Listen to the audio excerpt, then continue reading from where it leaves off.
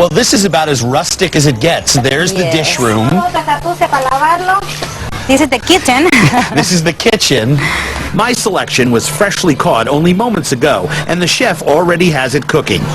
This is as gritty as it gets. Fresh armadillo, tail and all, and some feral pig to follow it up. The husband is going to like this, and this is... I just love the idea of the husband running out and shooting a wild pig and throwing it in the pot an hour later. Like and look at this. Mangoes. Growing in the backyard. Limes are growing on the trees. Like for juice. They really don't have to buy anything here. It's just all growing around them. This really is just a typical mom and pop operation where the whole family works the kitchen and even helps raise the livestock. Mom makes some fries while Pop preps the armadillo, a task that requires a big knife and a hatchet, as well as one heck of a hammer swing. It's important that armadillo meat is thoroughly cooked. Not a good meat to eat rare since the animal carries a lot of bacteria. The boiled armadillo and wild boar are tossed into a very hot wok with oil for one last sizzle, topped with home-fried potatoes, and voila. Lunch, Bolivian style. Yeah, do you want to... Yeah, that way you can hack away yourself. Look, this is the best part. Oh, beautiful. Alex prefers the white meat of the armadillo, so I'll try the dark. Wow. That is some great armadillo. Yeah.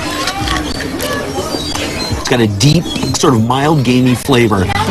But it also has a little bit of that rodent reptile thing going on in there. The meat's just a little fatty, just a little greasy. It's got that odd, just slightly tart flavor. It's almost a little acidic on the back of your mouth. And this is good. No condiment, only salt inside. Oh yeah. Only salt. You know, it's very natural.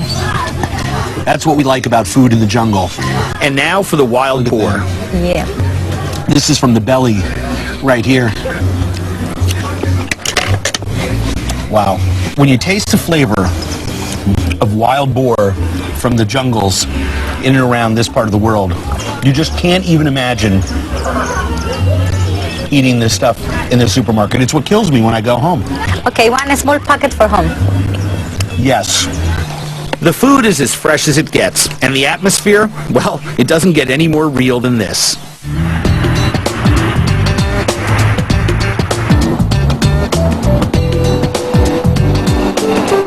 The world's highest navigable lake is almost 13,000 feet above sea level.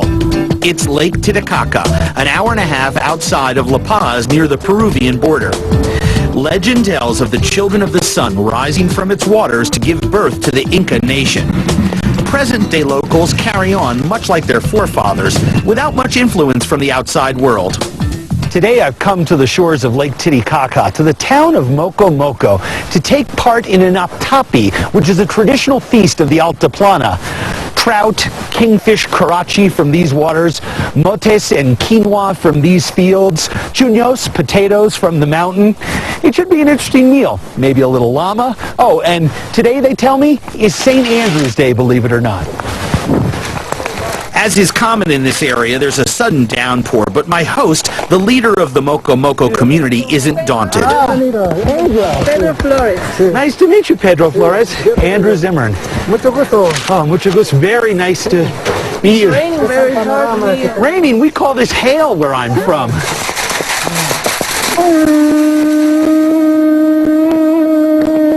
I think that means everybody get inside. It's hailing. At least this way I can stay close to the food. Patricia Margan is my guide for this Andean picnic. This is the quinoa.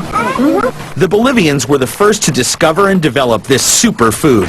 The Incas called it the mother grain because of its high protein content. Eating it allowed them to survive in the high, cold altitude.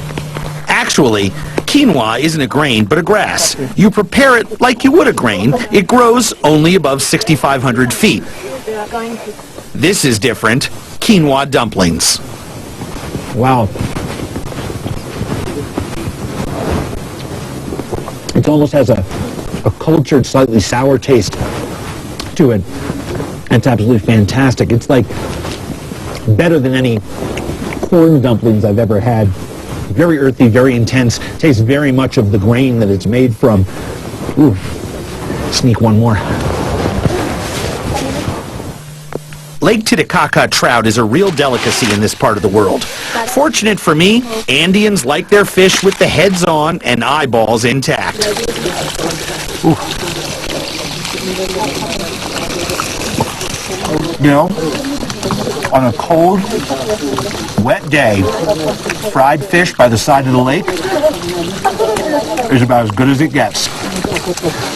And of course, little fish heads, my favorite. Oh. Within minutes, the hail dissolves into light rain. I guess the storm gods are taking pity on us, or the community's medicine man is the real deal. This is a very sacred ceremony. They've taken some llama wool, some different stones and rocks and color pieces of wool, and they're laying it all out on a bed of coca leaf, dried coca leaf. There's a dried baby llama fetus that's used for good luck all over Bolivia.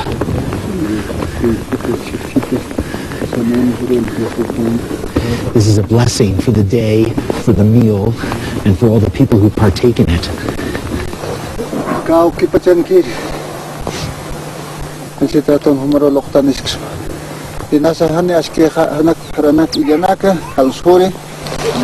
Rain stopped.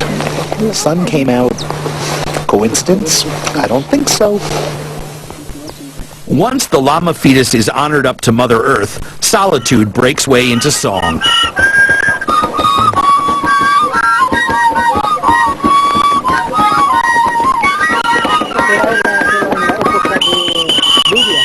Most Andean people believe in Catholicism as well as their Incan traditions.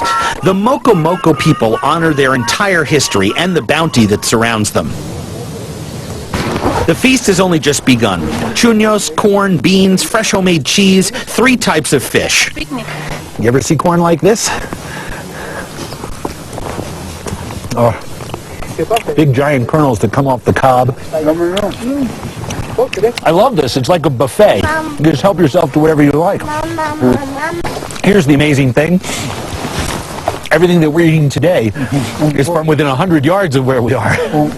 Breaking bread, it's the universal equalizer. If you ever make it to Minnesota, I got a great place for you to stay. You stay at my house, we hang out, we do a little of this, we picnic. Sí. Sí. Oh. Thank you. Experiencing food and sharing culture does more to bring us together than any other shared activity.